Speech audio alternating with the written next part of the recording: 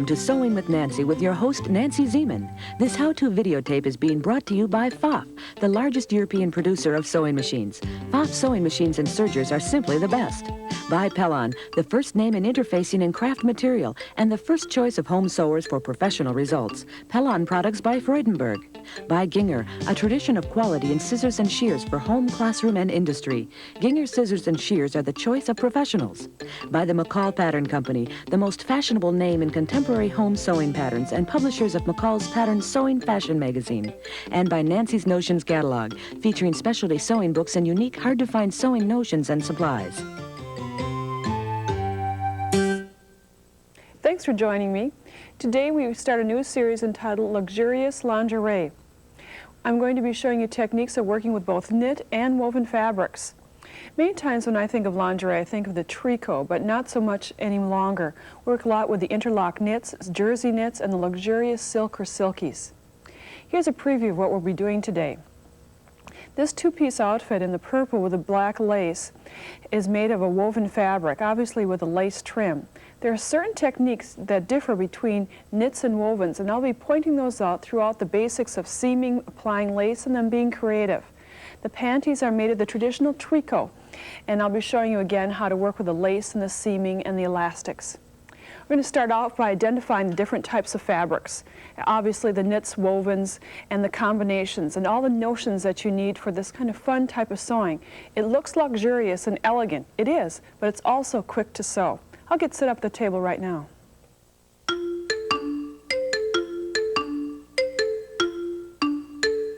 When choosing fabrics for lingerie, you have a wide variety of selection to choose from. And here we have some samples of the various types. We're going to start with the woven area. The shears, of course, whether they're in silk or polyester or the cotton. And the rest of these fabrics are a combination of polyester, silkies, or rayons, and the charmeuse, the silk broadcloth, crepe de chine. This is a fun fabric that is kind of reversible. The jacquards. And then for something very soft, just the 100% batiste. So you can see there's a great selection. For knits, which almost comes to my mind more frequently, there's the very traditional fabric of the tricot. Tricot is a real bargain for the most part because it's so wide, usually between 54 and 108. That's the pretty normal inches wide. It has great crosswise stretch, and for easy identification from the right from the wrong side, just give it a pull and it will roll to the right side. The other types of knits that I like to work with are the knit point tails. This is a little pattern design that has been knit right into the fabric in a single knit or an interlock. And here's a single knit, nice and soft and comfortable, or the stretch jerseys that are great for activewear, sports bras, exercise wear, etc. The notions that go with these fabrics are just as great a variety as the fabrics themselves. The elastics one of my favorites is a stretch lace. For panties, camisoles, etc. They're very comfortable to wear, easy to sew. In ready-to-wear, this is a very common lace, or elastic, that's being used. It has a lot of shine to it, used again for a lot of the active wear lingerie. And the stretch lace comes quite wide, even up to 4 inches wide for specific needs. And then the laces. This is where you can have a lot of fun. Laces look very delicate and hard to sew, and in fact they're so easy to work with. This is a polyester lace that goes well with a lot of our woven fabrics. Nylon laces are quite common in different widths, so you can see there's a lot to choose from. Now for notions, many of the notions that you need for sewing lingerie you have right at home in your sewing area. Probably one of the most common things that you need is tape. Whether it's the household tape or the sewer's tape, that's 1/2 inch wide. This is the sewer's tape, or just the transparent tape that you use for wrapping packages works great too. Works better sometimes than pins when attaching lace to fabric. When working with pins, I put away my traditional pins and get out silk pins, just much finer pins. They're small and they go through the fabric much more readily. It prevents kind of the fabric from puckering. So if you're going to do a lot of this type of sewing, invest in some silk pins. As long as we're talking about pinning things and sewing things, the needles are another consideration. This is probably the most important area for sewing. When you're working with knits, try to use a stretch needle. The point of the needle, is rounded to go between the fibers rather than piercing them, which will make it much easier to prevent skipping of stitches. For the woven fabrics, I like to work with a very fine size needle, size 70 or size 10, depending what sizing system you're purchasing.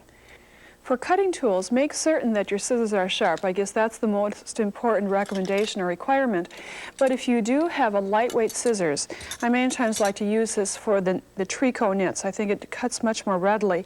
And we'll also be using an applique scissors for trimming the fabric behind the laces and the elastics. If you don't have one of these, I'll give you a guideline on how to use your traditional scissors. For patterns, there's a great selection of patterns available for lingerie for both knit and woven fabrics. If you have knit fabrics or knit patterns at home and you'd like to convert them, let's say, to making something out of a woven fabric, it's very easy. You have to just change the grain line. On this particular pattern for the camisole top, I cut a double pattern. I traced a second pattern. Here you can see the traditional pattern, and then out of a tracing paper made a second half, because we're going to cut the fabric single layer rather than cutting it on the fold. Rather than having the grain go the crossways or the length of the fabric, I like to cut it on the bias, or you have to cut it on the bias to get the recommended amount of stretch. On my ruler, I'm just finding the 45-degree angle, aligning it with the grain line already on the pattern, and this is the way I would cut the fabric on the bias. It takes slightly more fabric, but the results are great. You don't have to purchase additional patterns, and you'll have really fun styles to work with. And this is one of the woven ensembles that we made using a knit pattern and converting it for woven fabric. When seaming lingerie, you have lots of options. Here's close-ups of some of the options.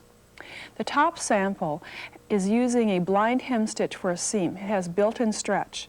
The second sample on woven fabric is a speedy French seam, followed by 2 serger seams, depending upon the weight of the fabric, depends which type of seam you'd use, and then the basic tricot seam using 2 rows of zigzag stitches. When using the tricot fabric and the 2 rows of zigzags, many times what I like to do is keep the 5/8 of an inch seam allowance and then later trim off the excess seam allowance after doing the rows of zigzagging. The zigzag has a built-in stretch, and the second row of zigzag keeps the raw edges together, prevents them from curling. You could even use this on woven fabrics with a straight stitch followed by a zigzag if you'd like. The blind hem stitch is one of my favorites to use because it has built-in stretch. If you have this stitch on your machine, you're going to guide your fabric, the majority of it, to the right of your sewing machine, not to the left as we so often do. Here you have to trim off the seam allowance, at least 3/8 of it, so that you have a 1/4 of an inch seam left. The straight stitch goes in the fabric, the zig bites off the fabric, creating this really very versatile seam. And again, it has a lot of give or stretch to it. And here you can see how it kind of scallops the edge. It's decorative as well as very functional. On a traditional sewing machine, the next seam I'd like to show you is the speedy French seam. Sometimes French seams are made very, very narrow. I like to make them just a little bit wider. It makes it easier to sew. You need 2 rows of stitching with a straight stitch. Again, this is great for wovens. Starting with wrong sides together instead of right sides together, and I'll set my machine back to the normal straight stitch. And then the first row is stitched 3/8 of an inch from the edge. And again, I have wrong sides together. Now the reason that these seams can be speedy is kind of what you do at the ironing board. Ironing board and then a little trimming is next before doing any more sewing. The first method of pressing is always to press flat and then press open. This will make it easier to do trimming. And so we'll just quickly press this open. Even though I have a small seam, you'll find this works out well on much larger seams. And now, if you have a rotary cutter, move it to your board. And I keep this right at my ironing board. It works out just well and very well, and you can zip off the excess seam allowance. And if there's a curve, you can't use your ruler as well. But because that seam has been pressed open, make it easy for you to find that seam and fold the fabric along that seam line. Then set your machine for a 1/4 of an inch seam and do a second row stitching. That encases all the raw edges and makes this a very neat and even seam. It's great for lingerie with the woven fabrics. Again, we're starting with a 3/8 of an inch seam, wrong sides together, and then we're going to move to a 1/4 of an inch seam. That totals 5/8. For you serger owners, use the 3/4 thread stitch on basic wovens, and on very lightweight wovens, use a narrow 3 thread stitch. So these are the options that you can use for serging or sewing your lingerie.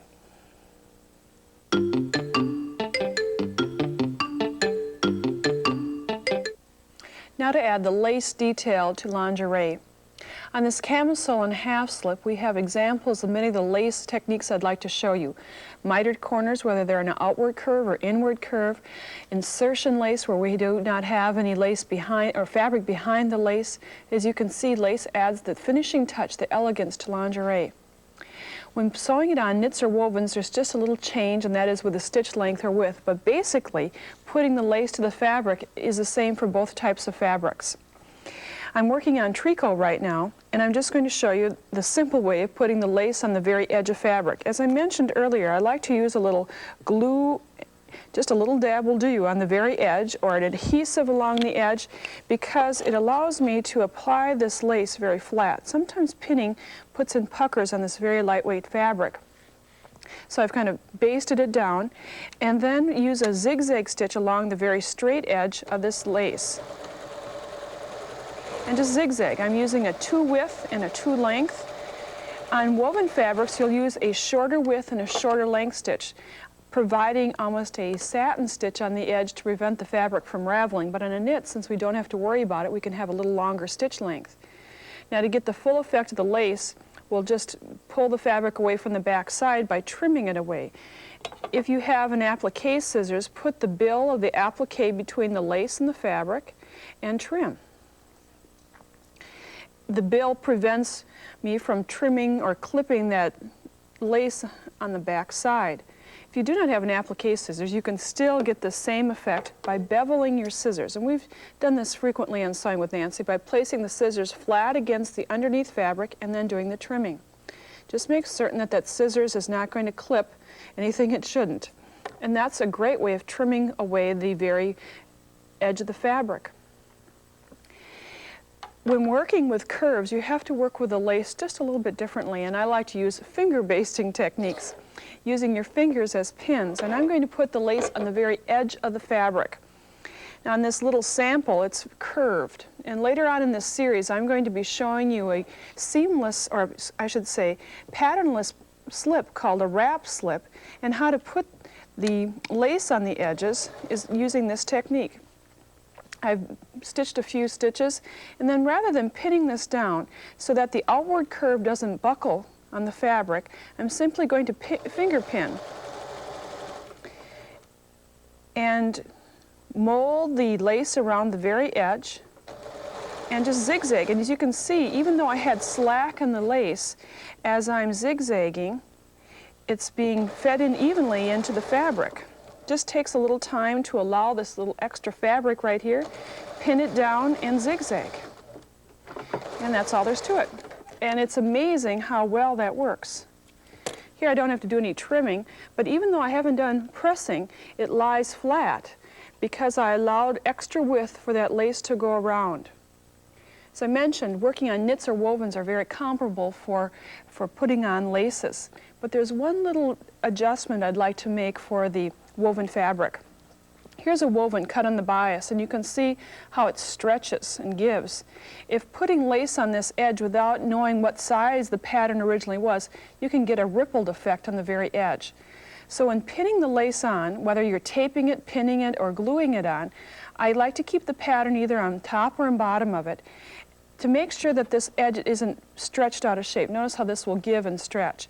So I obviously pinned this on while it was positioned to the pattern to keep it the correct size.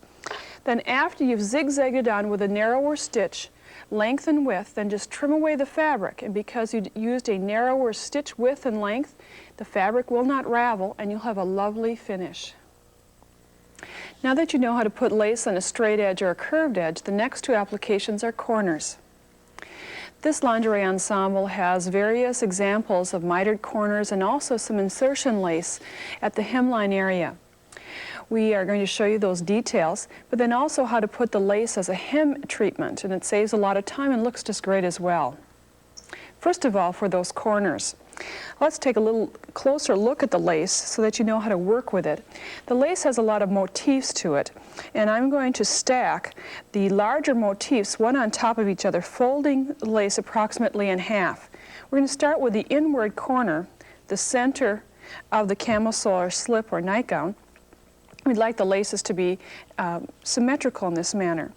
Starting at the straighter edge of the lace, or what's going to be the lower edge, place a pin from the point upward at a 45-degree angle so that we can, when we open this up, I have a mitered corner. Simple as that. And just check it to make sure that that's the same corner size as your pattern has.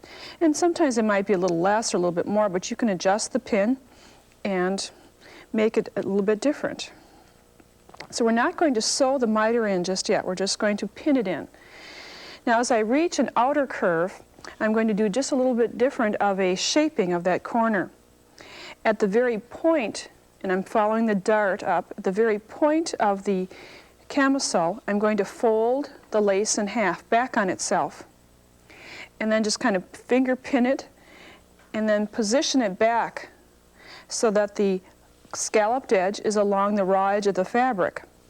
And again, you can see that the fabric has been folded underneath, and we have some mitered shapes. Now you may have to just position it just the way you'd like it to look, but the main reason that you want to do this is to get obviously that mitered corner. It doesn't have to be exact. You can fudge it a little bit with your finger to make it look right, and then position it around the rest of the garment using pins, tape, whatever method you'd like to use. And household tape works very well. Now this is a woven fabric, so we're going to take the pattern, and as we did earlier, just position it on here to make certain that I haven't stretched the woven fabric out of place. Because of the bias cut, it sometimes gives or stretches a little bit, and this happened to work out very well. It's a little heavier woven fabric. Lightweight fabrics, it's easier to have that difficult problem. And then zigzag along the lower edge using a 1 width and a 1 length. We have two alternatives at this point: to have the fabric trimmed away from the back or leave it just the way it is with the fabric behind the lace. In this instance, we're going to trim the fabric away, and also, as in this sample, this is the same pattern that I used with a different coloration. With a narrower stitch, you can easily trim away, and this will not ravel the fabric. That zigzag will keep the fabric in place. But if you have a camisole that has a facing that has been finished along the edge before attaching the lace, then you'd simply top stitch it into place. And as you can see, the inside of this has been finished. But before doing this, we have to sew the corners, permanently sew them. Let me show you the sample that has been stitched around the edge. To sew the corners, after trimming away the fabric from the back, I simply just stitch through all the layers. And then after sewing through them, from the wrong side, trim away the excess lace. And it's complete. That's all there's to it. So you're going to apply it, pin it, and sew it, and then do a little bit of the trimming of the fabric and the lace. Another option for lace is to do an insertion lace. This hemline has a great example of it, where there's fabric trimmed away from the back side. This is a fun hemming treatment because you simply press up the hem of the fabric and center the lace over the hemline. Zigzag down on both sides, and then trim away from the back side the fabric, including the hem edge. And that way you have attached lace and trimmed it all at once. And those are some great details for applying lace.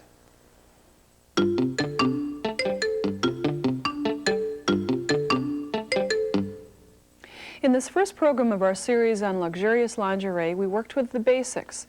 I showed you different fabrics you can choose from, laces, elastics, and notions, and then some of the basic seaming, working with the lace construction. Really, most of your sewing can just be a straight stitch or a zigzag or a serger stitch. But when working with laces, the only little trick I find is at the corner areas. Remember to shape the corners, position them with pins or tape, sew the lower edge. Then trim away the back side, and then sew the miter of the corner, kind of the last thing that you do, stitching through all the layers of the lace and then trimming away the excess fabric. This lace will not ravel, so just that simple stitching is all that you'll need. We'll have 2 more programs on this series, and I'll show you next time the basics and also some creative ways of working with elastic.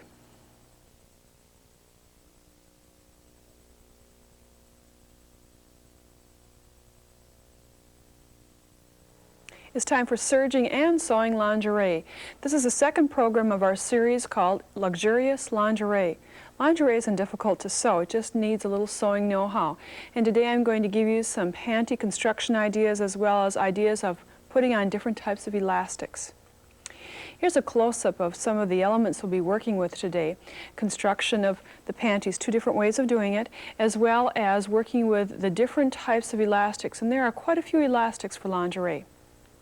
Let's take a look at some of the elastic types that you may find in the store. The most traditional lingerie elastic has the picot edge and is dyed to match the fabric.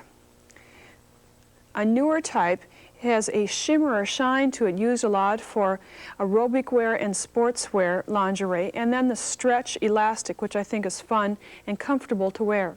So I'll be giving you ideas of working with all these elastics. I'll get set up at the serger right now.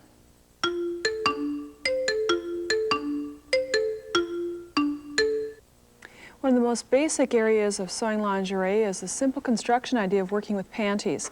Generally, when working with this garment, we have front piece, back piece, and 2 crotch panels, one cut out of a cotton knit, the other cut out of the fashion fabric.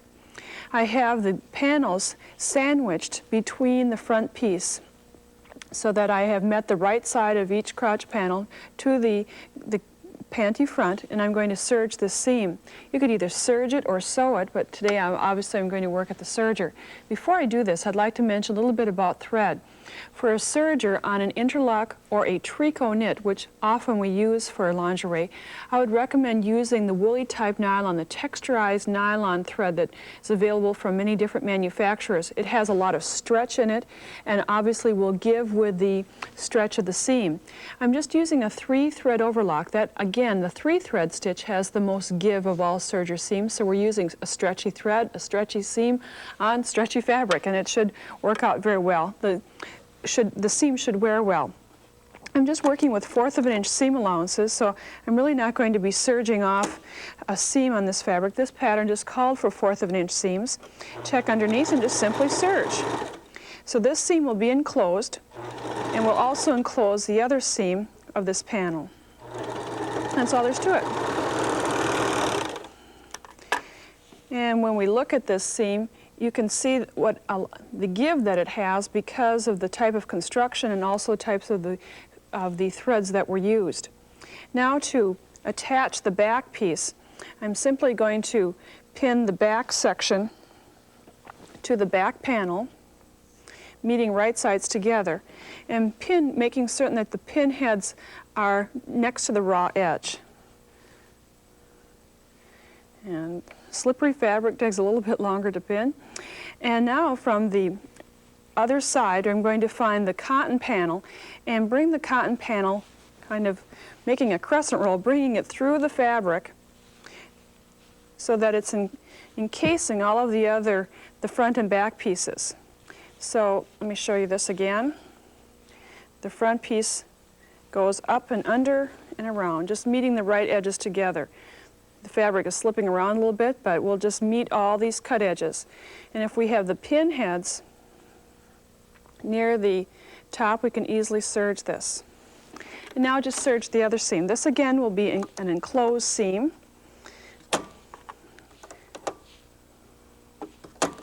And we'll just remove the pins as we serge. And when we're finished with this, you'll see that what will happen, all these seams will be enclosed. And now we'll simply turn right sides out, and everything's finished. And so now we can go on to sew the elastic on these panties. I just finished showing you the very traditional way of constructing panties, but there's another alternative. It's a little bit more simplified. That's making the panty one piece. This is possible because all the pieces are cut on the same grain line, straight of grain.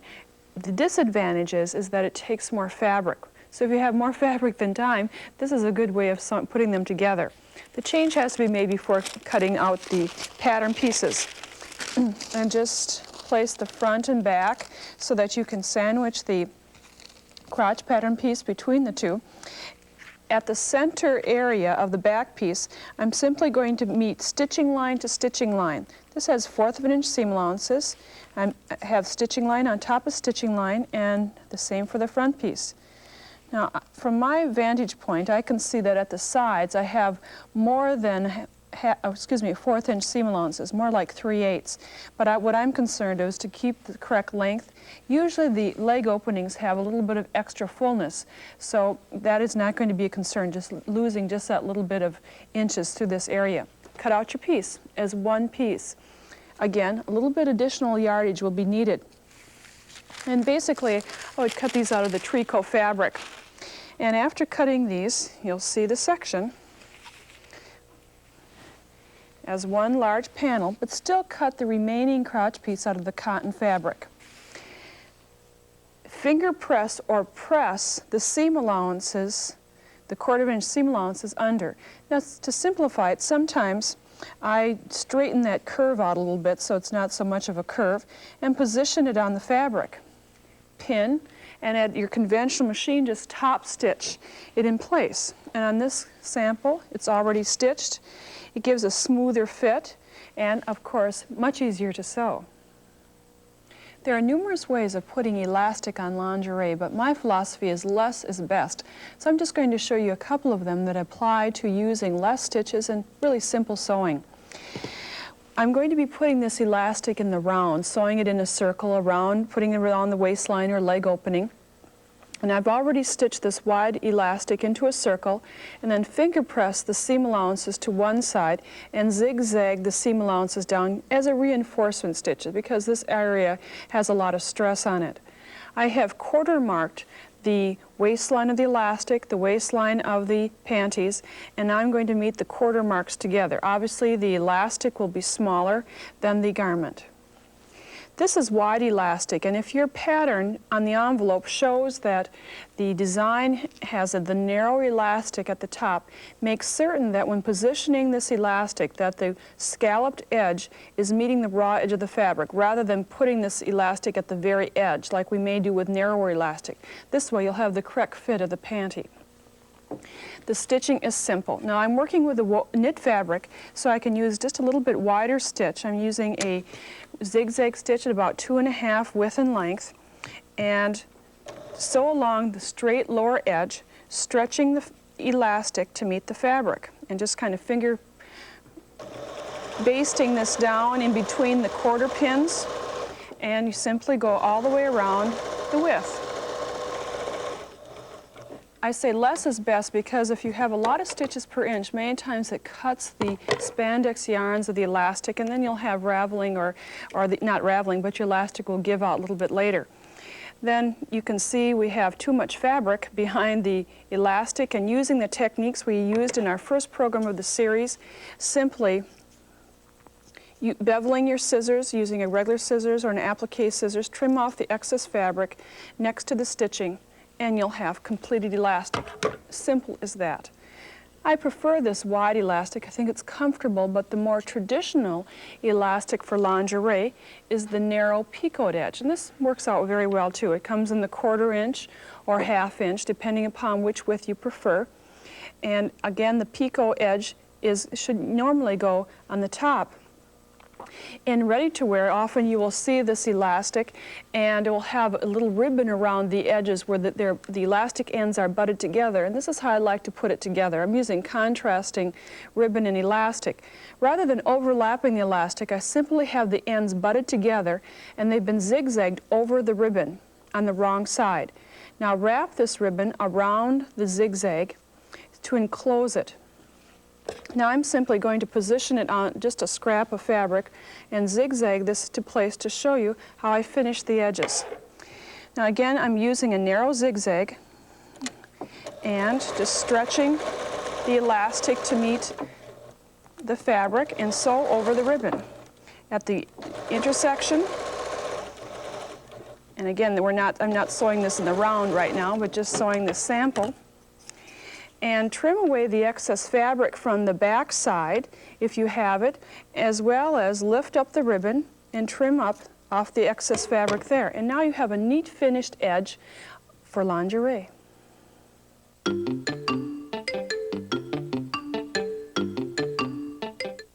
One of my favorite parts about sewing is that you can be very creative, make changes to the pattern.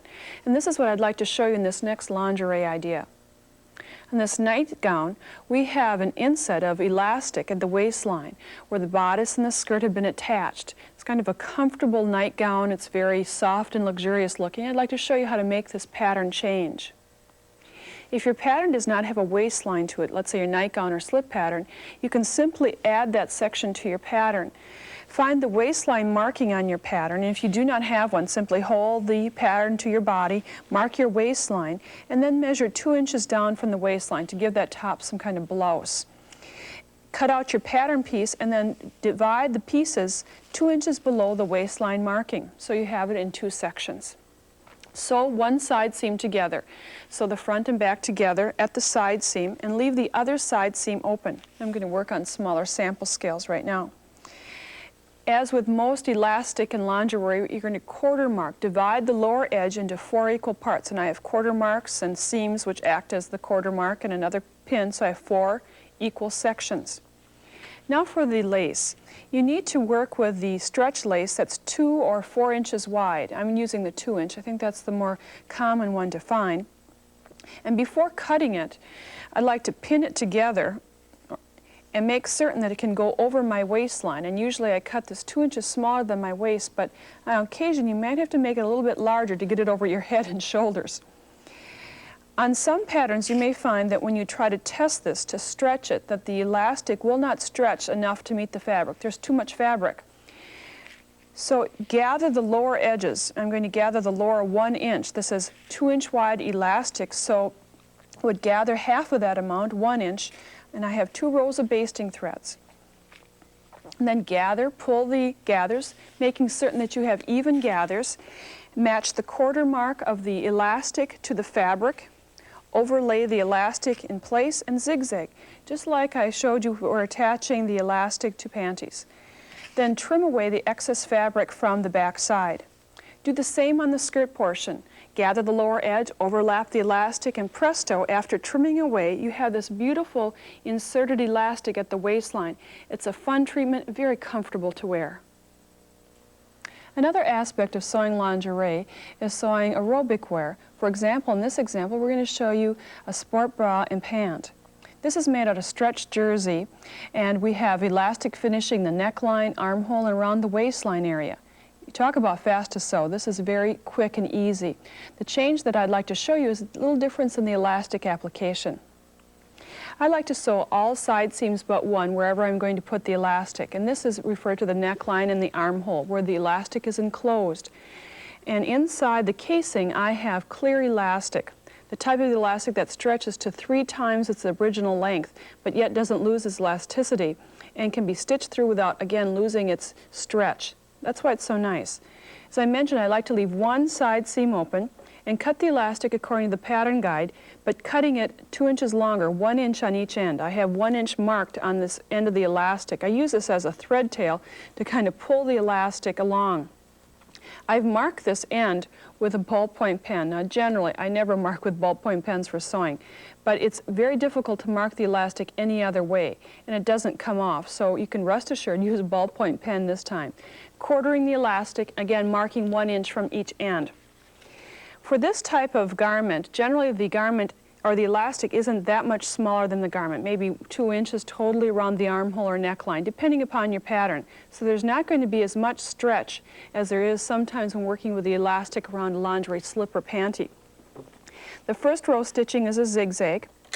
Stitching on the wrong side, I have the elastic meeting the raw edge on the wrong side and just stretching the elastic to meet the raw edge. You can hardly see this, obviously, because it's clear, and just meeting the cut marks.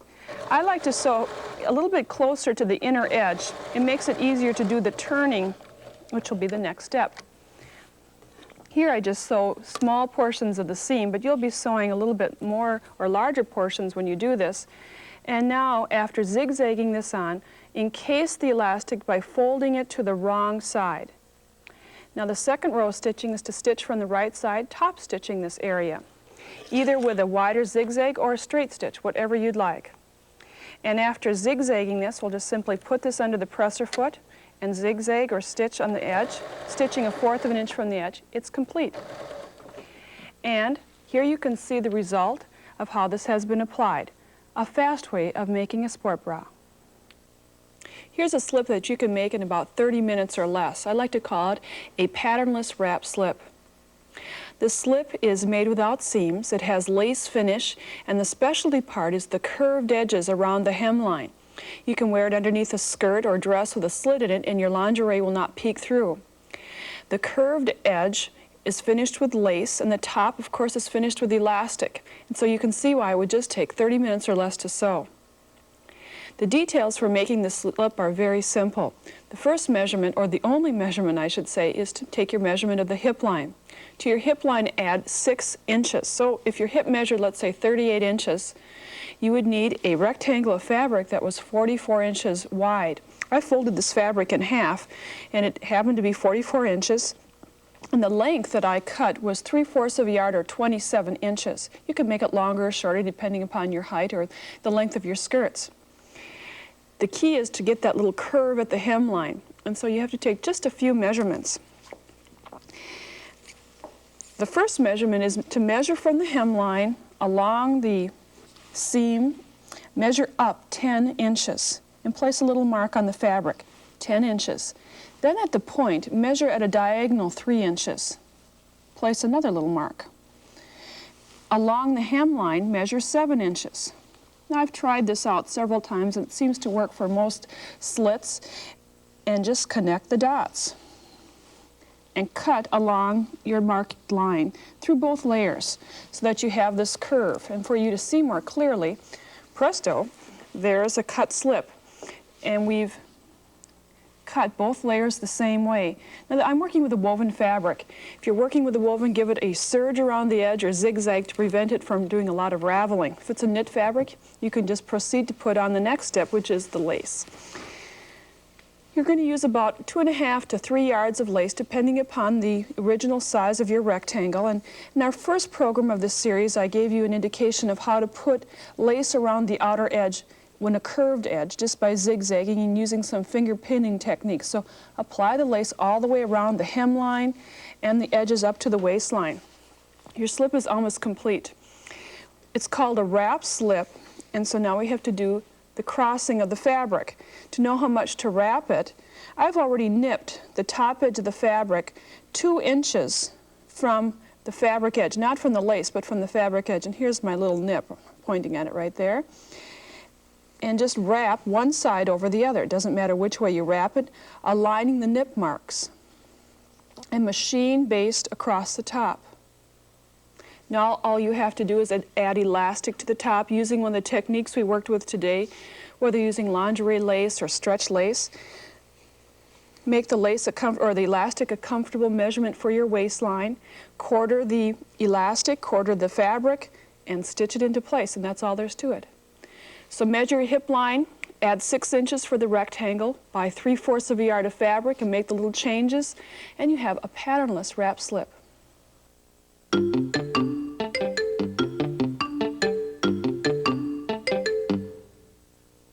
Today's program on sewing with lingerie, I concentrated a lot on working with the elastics, and I'd like to give you a quick review of some of the elastics that I used.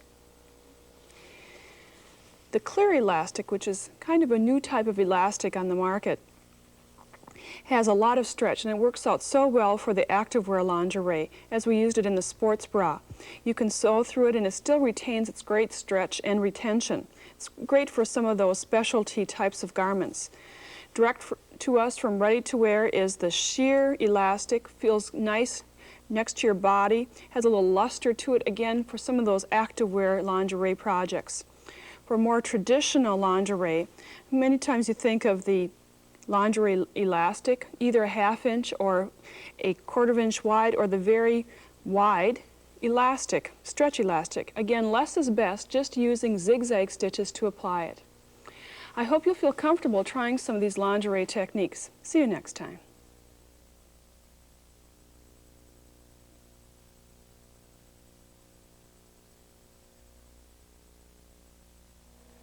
I'm so glad that you could join me. Today we're sewing and serging what I call luxurious lingerie. This is the 3rd program of our series. The first 2 programs I went over some of the basics. Well, today we have some more creative ideas. I'm going to show you how to make antique lace or re-embroidered lace. It's kind of a fun element to add a little embellishment to your lingerie garments, and also how to work with a real silky fabric and some great trim and embellishment ideas. I'm going to start off with slip and camisole straps. We have 3 variations to show you. The blue camisole has a stretch strap that's made just by zigzagging over fabric. It's very simple. The pink camisole has a more decorative strap, has a picot edge using a blind hem stitch. And the purple straps were made just by cutting fabrics on the bias and easily trimming them and then turning them to the right side. These are just some of the ideas I'll be going over today. I'm going to get set up at the sewing machine and we'll start sewing luxurious lingerie.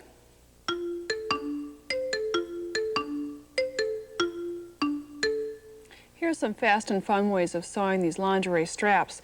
Let's take a closer look at that stretch strap. I've used knit fabric, this you can only use for knit fabric, and cut a piece of fabric 1 to 1.5 inches wide on the cross grain, the way with the most stretch. So it's just a narrow little strip of fabric, and simply stretch it. And notice that when I stretch it, all the raw edges curl to the center. I cut this strip a little bit longer than I need because I kind of need a tail to tug on at the front and the back of it. And set your machine at a zigzag, a very wide width and about a medium length. And as it's sewing, just stretch it.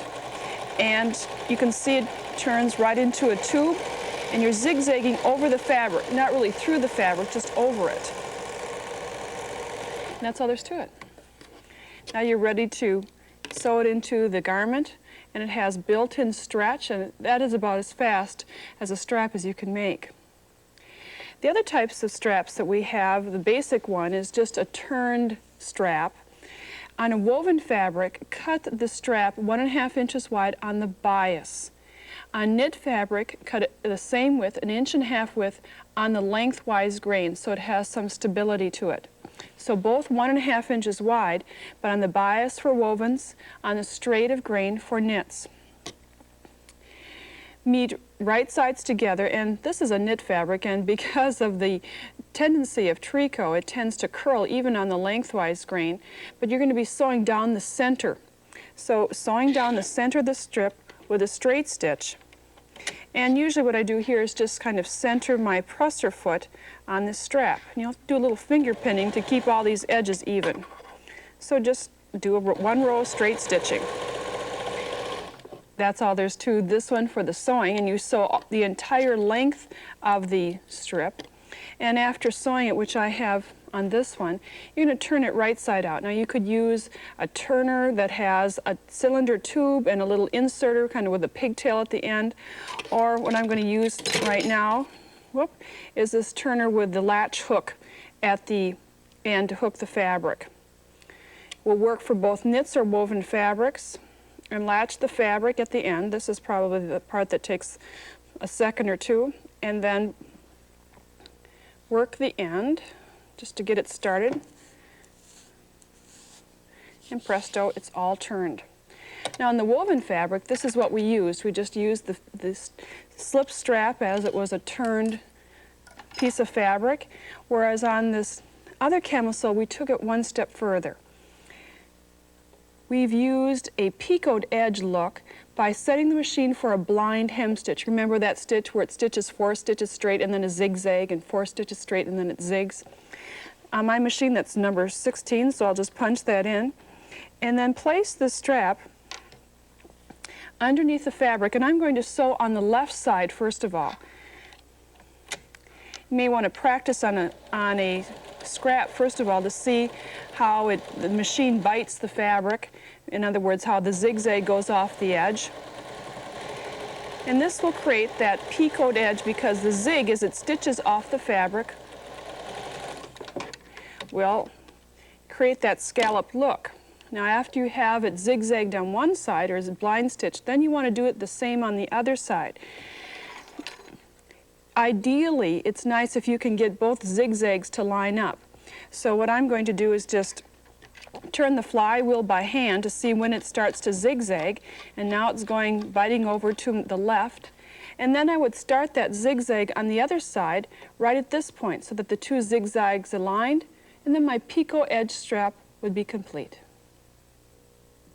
Now we have some ideas of how you can change a pattern and embellish it with some picot edge trim. This ensemble has an oriental flair. The fabric is luxurious. The design is great. And we've just enhanced it a little bit by adding the picot trim around the banding as well as around the cuff edges. I'll also show you how to add this picot trim as a facing idea. You know, one of my favorite reasons for sewing is that I can do some changing. I don't have to always accept what's just allowed in the store for us.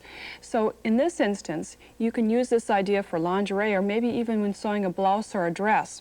The trick is bias, or not necessarily the trick, but the key word is bias for most of this trimming idea. For the little white inset that goes around the banding of our robe, we cut a 1-inch strip on the bias of this. This is woven fabric, and it is a 100% polyester. It isn't silk. You could use silk if you had that opportunity. And fold this banding so that it is wrong sides together, excuse me. And we're going to use that picot edge stitch along the fold of the fabric. We've used it for seaming, hemming, and now for some greater trimming ideas.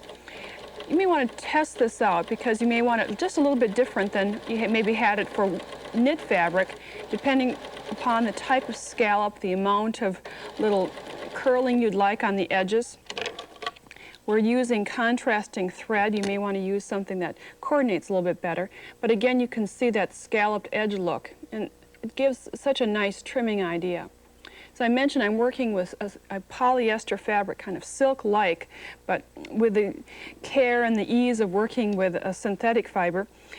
And you'll have to press under the seam allowances, and pressing sometimes polyester becomes a little trick.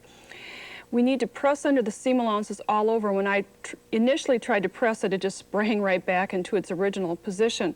So I ran a little dab of the glue stick around these edges, and I think I got just a little bit too much there. Normally I would have a little bit less around the edges so that it held down while I did the additional sewing. We're going to now kind of create a sandwich, you know, a sandwich of the trim and the banding. And before I put on the banding, first of all, we'll insert this trim. Let me clean these edges. Inserting the trim behind the fold just so that the very scalloped edge shows, and pin into place. And then pin the banding. Now the band in this instance needed some interfacing, and just to save time, I used a perforated waistband that was for usually pants or skirts, but it worked out well because right along the perforation is where I could fold the band, and it kept it nice and stable. And then after pinning the scallop trim in there, then I just matched the raw edges of the band to the raw edges of the seam allowance, pinned it all the way around the robe. And you could sew this all at once just by setting the machine for a straight stitch and going a little slow because you're sewing through quite a few layers, and stitching down the scallop right along the fold of the fabric. And that's a lot of the sewing, just doing that stitching. Now after you've stitched around the edge, you could either zigzag or serge from the back side, and I zigzagged this edge and then trimmed off the excess seam allowances so I had a neat edge in this area. And that's just a simple edge by adding that little picot trim. Now we carried this look right through to the camisole or nightshirt area and put the same trimming idea along the top edge of the camisole or the nightshirt. I mentioned earlier that the key of making this trim is bias. Cut the facing strip on the bias, on the diagonal, and press under the 5/8 of an inch seam allowance. And do that same picot stitching, that same blind hem stitching on the facing. And just like we did before there, the stitching has been complete. Meeting wrong sides together after pressing under the seam allowance, just meet that picot edge to the top area and top stitch. And let me show you the finished garment once again, but you will see that it has the facing and the bias on the inside, and on the right side it has that same great look.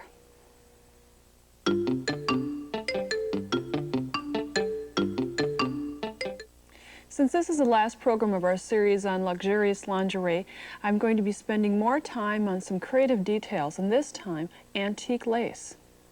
This camisole has lace around, obviously, the top section of it. It's not really antique lace, but we've embellished it so that it looks like antique lace. It just required a little straight stitching using the free motion embroidery technique. I like to use this embroidery technique for many different parts of sewing. And I know some of you have written to me and said that you're kind of hesitant to use this idea.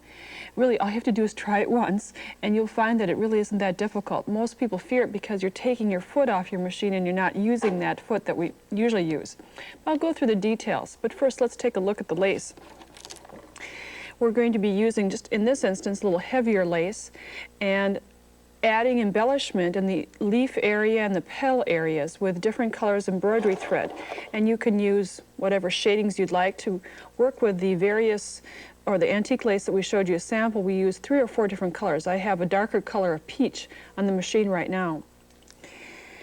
Other than using embroidery thread in both the bobbin and top, you're going to remove the presser foot and just unscrew it or snap it off depending upon how your machine works. And off camera I already lowered the feed dogs. There was a button underneath in the bobbin area where I've dropped the feed dogs so that they are not feeding the fabric through the machine. Now my machine is set for a straight stitch, and basically the machine setting is ready to go. In order to sew without a foot on your machine, you have to sew with your fabric in a hoop. And since the lace is not as big as the hoop, I've placed on inside a hoop water-soluble stabilizer. This stabilizer disappears with water, and simply place the lace over this. Now you can pin it down, or what I'm going to do from the wrong side is place some glue adhesive to pin it down, or you could use fabric glue. Either the fabric glue or the adhesive dissolves in water, so it's just there to temporarily hold things in place. Just attach it to the water-soluble stabilizer, and that will hold it down and secure it to that stabilizer temporarily. Now place the hoop underneath the presser foot area and draw up the bobbin thread. I like to hold on to the top thread and then take one stitch by turning the hand wheel and drawing up that bobbin thread so that you're holding on to the bobbin and top thread. Now this next step is very important, and that is to lower the presser bar to the sewing position. Without a foot on, it's very difficult to see that that bar is lowered, but if you do not lower it, you'll end up with a wad of thread on the back side of your stabilizer, and you'll have to start sewing all over again. So make sure that you lower that. And take a couple of stitches. Now I've pushed a button on my machine to allow the needle to stop in the down position. Do that if you can, or stop with the needle down so it doesn't move. And now you're going to use that straight stitch and just sew by moving the hoop. I like to kind of sew at a medium speed, and I'm going to highlight this open area, and after I've done one section I'll simply move it to the next area and then highlight this again.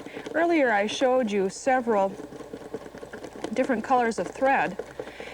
I would variegate or grade the colors by starting at a darker color and then moving to a lighter color.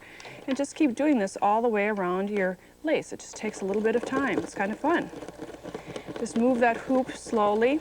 Don't get your fingers too close to the lace. And after you have completed one color, then change the thread to another color.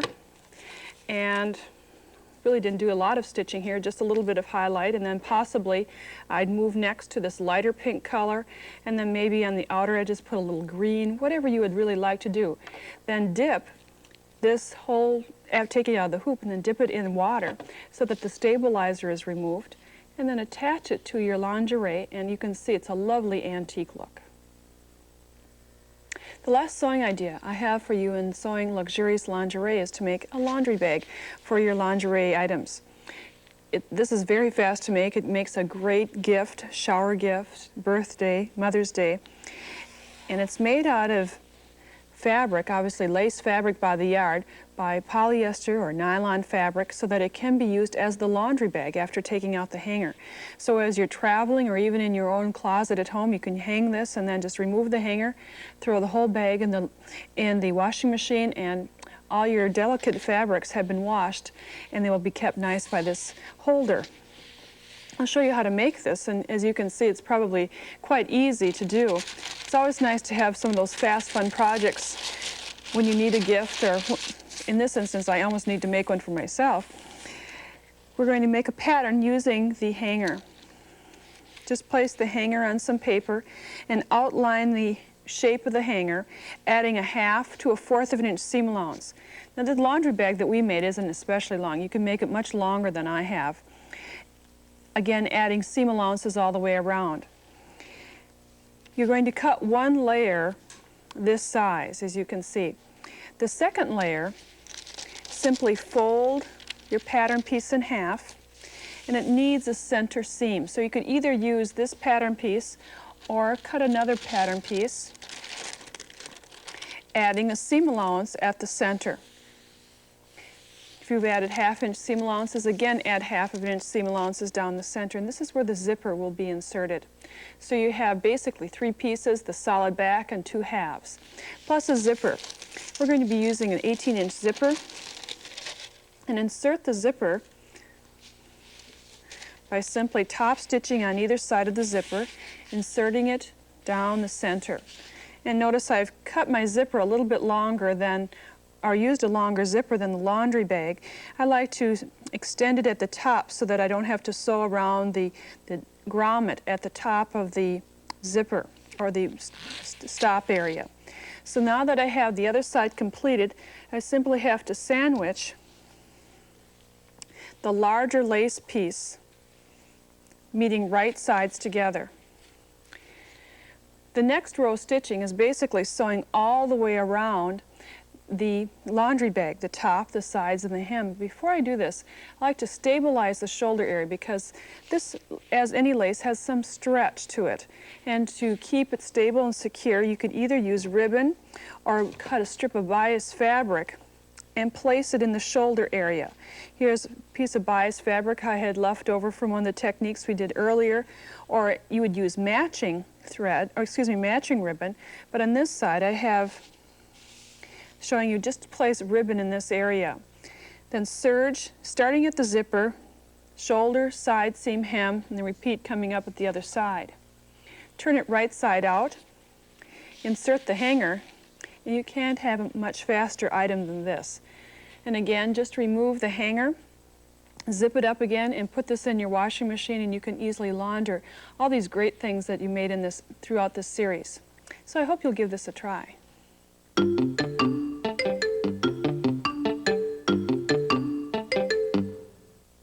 This is going to wrap up our series on luxurious lingerie. I hope you've enjoyed this 3-part series, and we'll try some of these techniques. I'd like to review some of the products we used today, and as well as some of the techniques.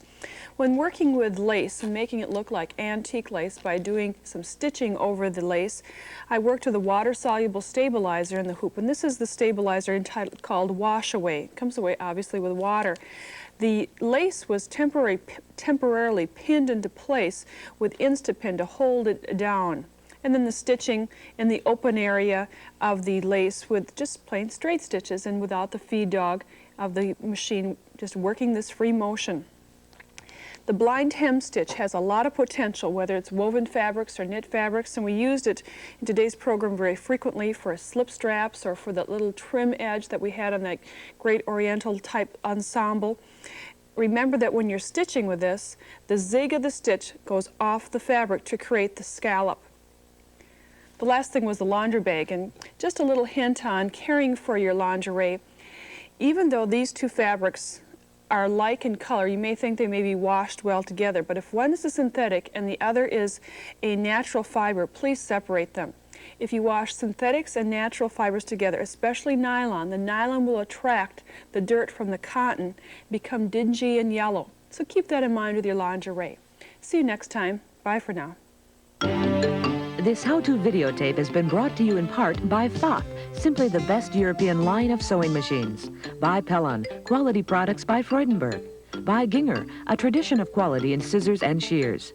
By the McCall Pattern Company, the most fashionable name in contemporary home sewing patterns. And by Nancy's Notions Sewing Catalog, featuring specialty sewing books and notions.